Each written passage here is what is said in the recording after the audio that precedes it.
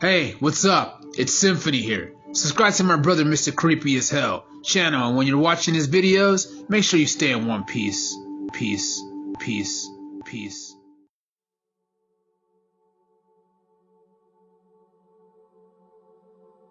Every time we get closer to New Year's Eve, I always try to look for the best blowout party that I can find for New Year's Eve. And I usually would have success. It was great, I would have fun, and it was one of the best nights of my life. Springing into New Year's and counting down with friends. But after this experience that I had, I avoid large parties and crowds altogether. It's just something I don't do anymore. This happened back in 2015. I was 22 at the time, and I was just trying to find a way to really bring in the New Year's. That's when my friend Chance told me about a guy that he knew who owned a mansion, and he was gonna be hosting a huge blowout party there. The mansion was like a palace. It was very huge, and he said it was gonna be close to 1,000, maybe even more than 1,000 people there. It was going to probably be one of the biggest party in the county there that night. I was excited, and I took him up on the offer to join that party. That night, when we arrived to the party, there was a lot of people already there. When me and my friend Chance got inside the mansion, we can tell that people were already having the time of their lives. People dancing. Some of the females there were dancing provocative. People drinking, laughing, just letting themselves go, enjoying the party, the atmosphere.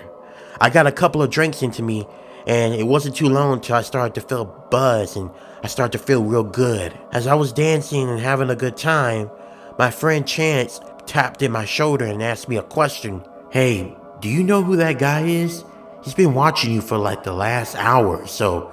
Is that someone you know? I followed Chance's glaze to see where he was looking at, and behold, there was a man that was watching me, and he was dead set watching me, watching everything I was doing. Matter of fact, it felt very uncomfortable. This man looked to be about in his mid to late 40s, and he was standing there with a winter coat on. It was very dirty though. He had on some very dirty white sweatpants, and he had on boots. The boots were teared from the bottom where his toes were sticking out, as well as the sweatpants that he had on. It had a rip where his kneecaps were at.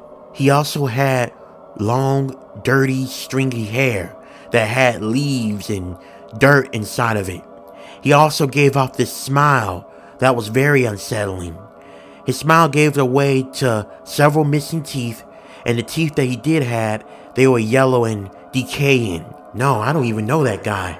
Why is he looking at me? That is kind of weird. As a matter of fact, I bet you he probably snuck into the party. Probably wasn't even invited, I said to Chance as I was looking at the guy.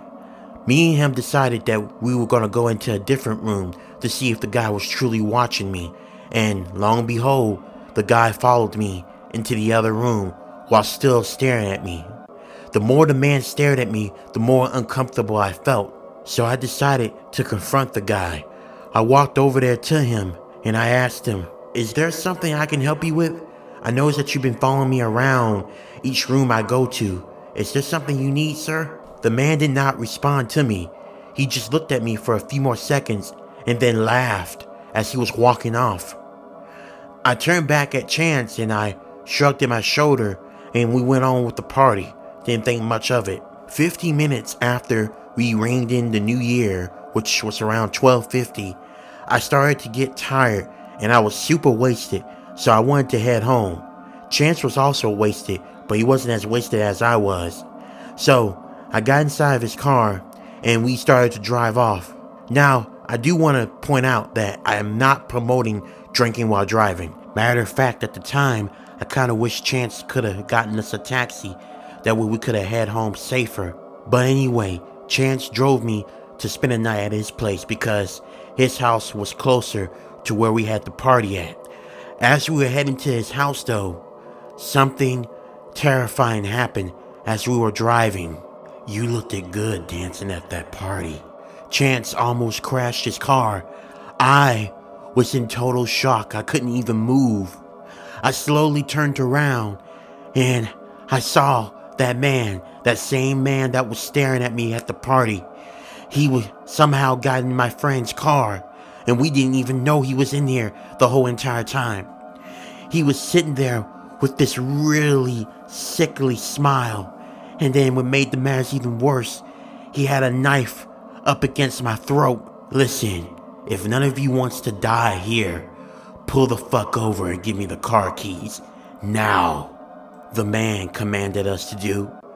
Not wanting to cause any more trouble, Chance pulled over his car, and when he did, the man told us to get out, and Chance gave him the car keys, and this stranger drove off with Chance's car. The moment the man drove away with Chance's car, we called 911 and we told the officers when they got there about what happened. Unfortunately, they never found the guy or Chance's car, but I am grateful that nothing happened to me and Chance, knowing that if the situation had been different, we could have lost our lives. My advice to you is just be careful when you go to these parties. You don't know who's watching.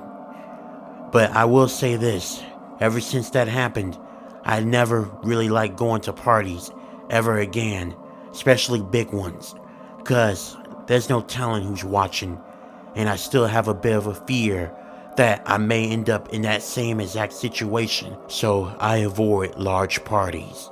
I feel like it's for the best.